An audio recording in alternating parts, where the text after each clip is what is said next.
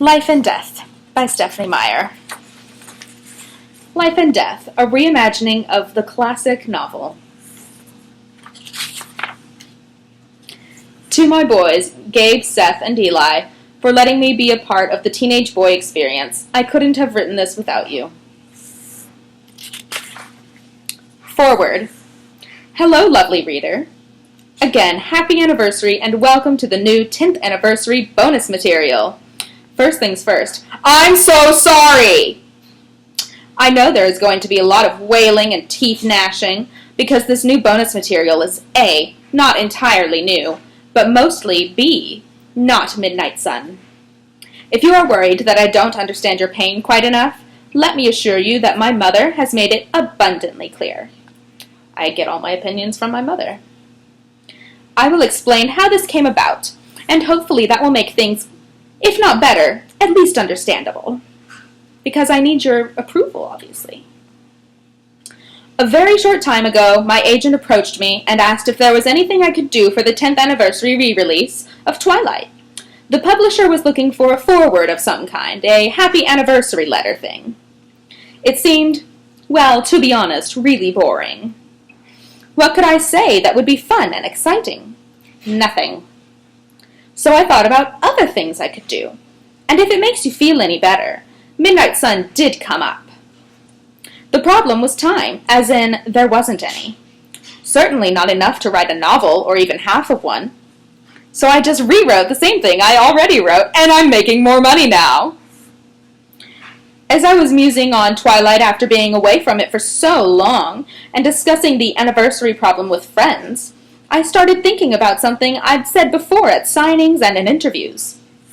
You know, Bella has always gotten a lot of censure for getting rescued on multiple occasions, and people have complained about her being a typical damsel in distress.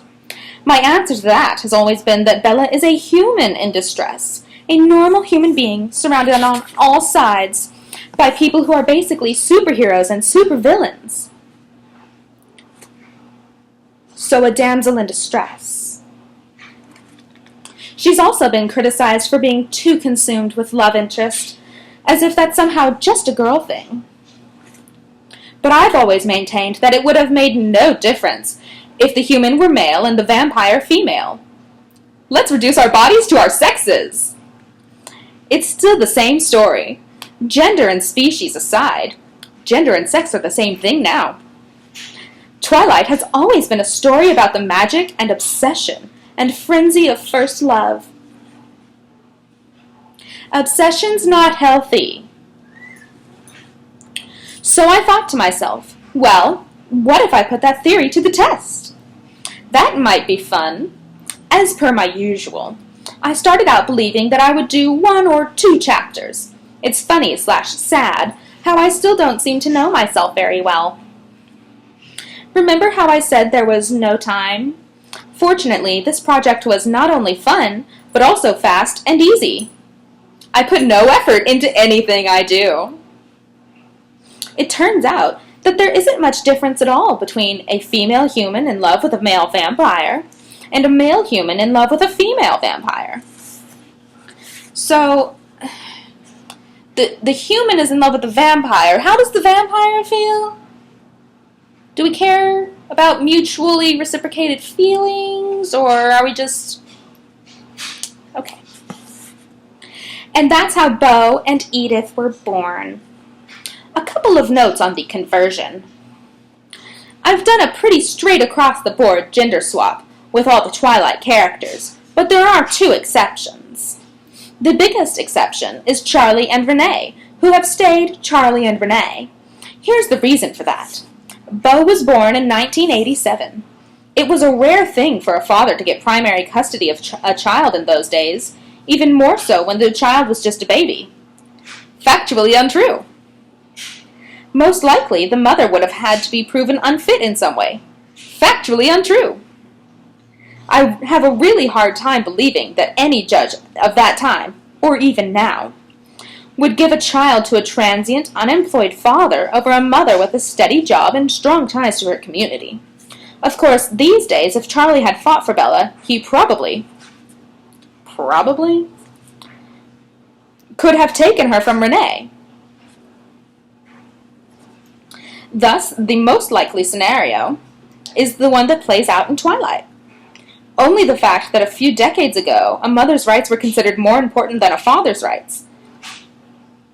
That's never been true. That's never been true! As well as the fact that Charlie is not the vindictive type, made it possible for Renee to raise Bella, and, in this case, now Beau. I'm sorry, in the history of divorce, in the modern Western world, anytime a man files for custody, he's probably going to win, like 70% of the time. Google it. The second exception is very small. A few background characters mentioned only twice. The reason for this exception is my misplaced sense of justice for fictional people that I wrote. There are two characters in the wider Twilight universe who really got the shaft in an ongoing sense. So instead of doing a swap with these characters, I gave them a coup. It adds nothing to the story.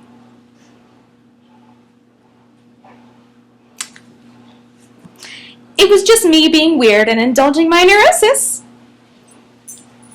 There are many more changes in the writing than were necessitated by Beau's status as a male person, so I thought I would break them down for you. These are, of course, rough estimates. I did not count all the words I changed, or do any actual math. 5% of the changes I made were because Beau was now a boy. 5% of the changes were made because Beau's personality developed just slightly differently than Bella's. So, how is that different from the previous section? The biggest variations are that he's more OCD, he's not nearly so flowery with his words and thoughts. Again, how is that not related to his gender? And he's not as angry. He's totally missing the chip Bella carries around on her shoulder all the time. 70% of the changes I made were because I was allowed to do a new editing run 10 years later. I got to fix almost every word that has bothered me since the book was printed. And it was glorious! 10% were things that I wish I had done the first time around, but that hadn't occurred to me at the time. That might sound like the same thing as the preceding category, but it's slightly different. This isn't a case of a word that sounds clunky or awkward. This is an idea that I wish had been explored earlier, or conversations that should have happened, but didn't. 5% were mythology issues. Mistakes, actually, because I don't do any research. Mostly related to visions.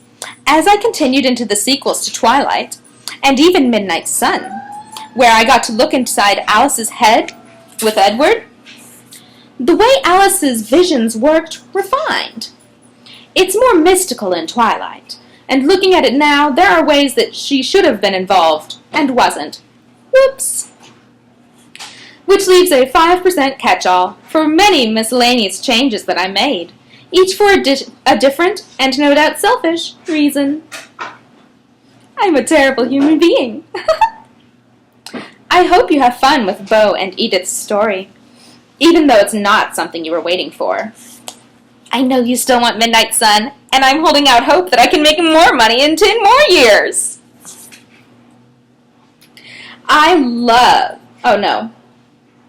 I truly had the best time ever creating this new version.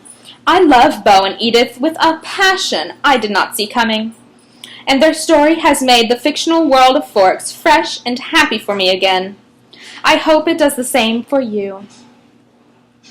If you get 1/10 of the pleasure out of this that I did, it will be worth it. Thank you for reading, and thank you for being a part of this world.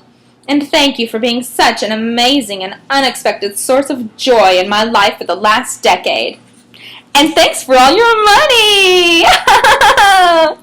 Much love, Stephanie.